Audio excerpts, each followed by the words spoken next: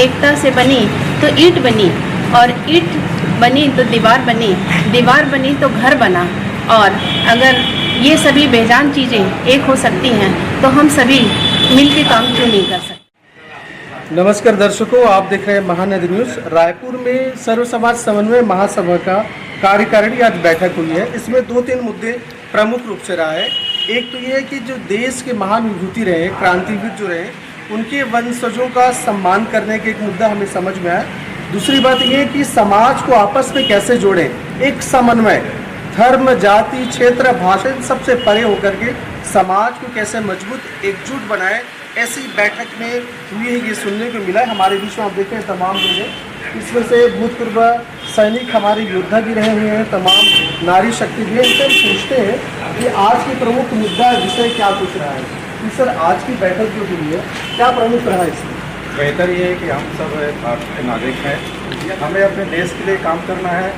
और इस बैठक में जो प्रमुख निर्णय यही आई है कि हमें एकजुटता होकर के अपने संगठन को मजबूत बनाना है और अपने कार्य को निचले निम्न स्तर से लेकर के सभी को जोड़ते हुए अपने कार्य के प्रति सजग रहना है और राष्ट्र में जितना हो सकता है राष्ट्र के निर्माण के लिए अपने आप को आगे बढ़ाना है। आप तो भूतपूर्व सैनिक है, असल हीरो आप ही हैं। पहले और अब में क्या अंतर रखते हैं, क्यों ये फिर से जोड़ने की बात हो रही है? हम लोग एक्चुअली पूरे अपने लाइफ जो है आर्मी शिक्षा के उपरांत हमने अपने आर्मी में किसी ने 15 साल, 20 साल, 30 साल तक की सर्विस देते हैं। हम लोग समाज से, हम लोग राष्ट्र को देखते हुए, हम भारत के देश के नागरिक होते हैं, उसके सैनिक होते हैं, तो हमारे प्रति एक जाति धर्म वाली भावना नहीं होती। बिल्कुल, हम पूरे धर्म को एक मानते हुए, जिसमें हम सभी समाज के लोग एक साथ मिलकर के सैनिक एक ही रूप से ट्रेनिंग लेते हैं, शिक्षा ग्रहण करते हैं और अपने कार्य को सारे मिलजुल करके अपने देश के लिए, सुरक्षा के लिए काम करते हैं। ऐसा लग रहा है कि मैं इस सर्व समाज में अपने जो समाज को आगे ले जाने के लिए, जो राष्ट्र को आगे ले जाना है, इसी समाज के जो सर्व समाज है, इसी के तहत मुझे लेके जाना है।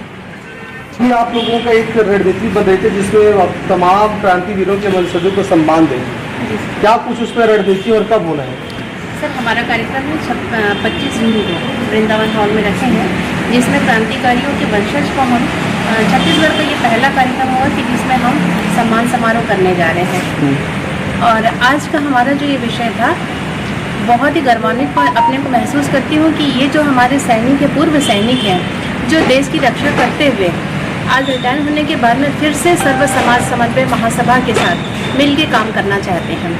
इसमें मैं सिर्फ 4 लाइन ये कहना चाहती हूँ कि एकता मिट्टी से बनी, मिट्टी एकता से बनी तो ईंट बनी, और ईंट बनी तो दीवार बनी, दीवार बनी तो घर बना।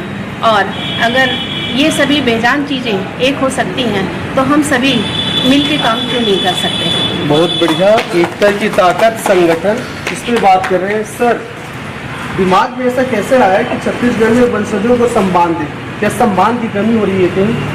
ये सर्वप्रथम तो मैं समस्त भारतवासियों का सादर नमस्कार करता हूं, और जिस क्रांतिकारी वीरों की वंशजों का सम्मान का आपका प्रश्न सवाल होता है, हमन पुरखा सयान मन के, ये भारत की सनातन की संस्कृति यही है कि हमन सयान ला पहले देव मानथन, पितृ मानते हैं जिसे, उसी तरह से हमारे क्रांतिकारी हमारे देव हैं और उन देव को हम सम्मान उनके वंशज का करते हैं, तो लगता है कि हम भारत की संस्कृति का सम्मान किया। उसी के तहत कार्यक्रम के तहत भारत का जो अमृत काल चल रहा है 75वें, इस विचार में ये आया कि हमारे जो वंशज क्रांति भारत की, अखंड भारत राष्ट्र निर्माण के लिए अपने प्राणों के निछावर कर दिए, तो ऐसे क्रांति वंशजों को हमको छत्तीसगढ़ में सम्मान किया जाना चाहिए।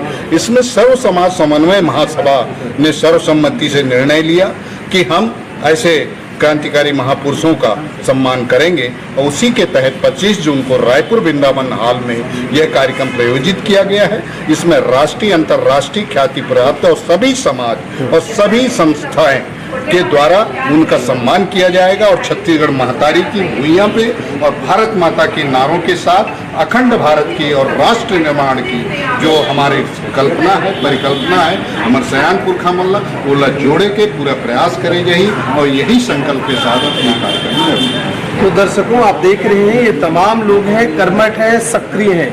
हमारे बीच में भूतपूर्व असम सेना भी शामिल थे, सब एकजुट हो रहे हैं और सर्व समाज समन्वय बैनर तले समाज को आपस में जोड़ने का, जो खाई है उसे मिटाने का लगातार कार्य जारी। आप देखना होगा कि 25 जून में जिस तरीके से क्रांतिकारियों के जो वंशज आएंगे उनका अभूतपूर्व सम्मान होगा, सच में देखते बनेगा और ये छत्तीसगढ़ की इस पावन धरती पर अनूठा होगा।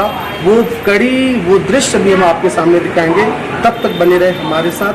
महानदी न्यूज़। जय हिंद, जय छत्तीसगढ़।